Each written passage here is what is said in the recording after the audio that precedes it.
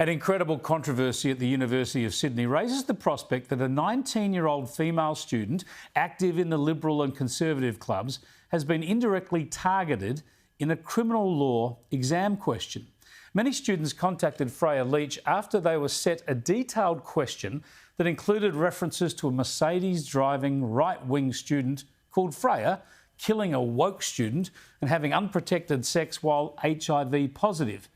It's just extraordinary and bizarre, this story, isn't it? So let me welcome to the set Freya Leach. Freya, thanks for joining us. First up, tell us about how you first became aware of this.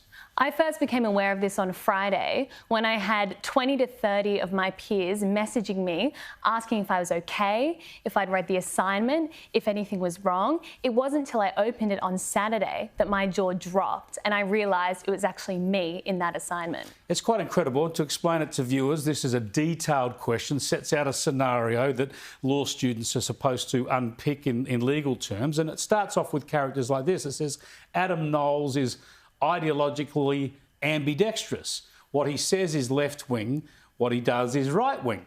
And then we go on to another character. What Daniel Wallace does and says is right-wing.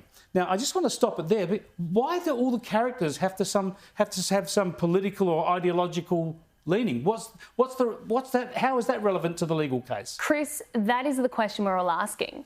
What does this have anything to do with criminal law? No one can answer that. It is just extraordinary. Every character in this criminal scenario has some ideological bent. Now, you're introduced as a right-wing person. Freya, the person you think is supposed to be you, Freya is introduced. Freya puts her foot on the accelerator. This is of her Mercedes, not the brake. I'll give that Chardonnay socialist a fright, she thinks. And it goes on. Of course, this person is killed. It's a text message from Daniel, which reads simply, "Great job, one less illiberal liberal." And then we hear more about Freya. Freya and Daniel have penile vaginal sex. Freya knows that she is HIV positive, but she does not disclose this to Daniel, who fails to wear a condom during sex with Freya. Now, I'm not surprised your friends were contacting you thinking this was you.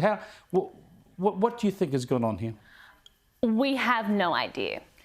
At worst, it was malicious. At best, it was utterly incompetent. I find it extremely hard to believe no one could conduct a 3-second search of the class list and realise there was a Freya. Not only was there a Freya, in my class there's also an Adam and a Zoe, 2 other characters which are also mentioned in the exam.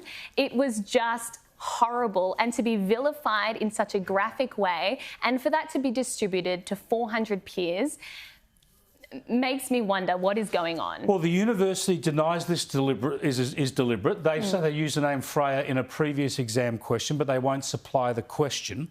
And it goes to your point. I would have thought they know the names in the class. They could easily use other names, but Freya is not a very common name. That's right. Also, the idea that everything is so political and ideological is bizarre. And that is the key issue here. It doesn't matter if it was my name or anyone else's name. What is actually at issue is the obvious and biased politicisation of the University of Sydney's law exams. Politics has nothing to do with criminal law. This question could have been given to students without any reference to politics, and it would have been as valid. Just briefly, what are you doing to pursue this? I'm in the process of submitting a formal complaint to the University of Sydney Law School, and I understand that they will conduct further investigations. Good on you, Freya. Keep us up to date with what happens. Thank you.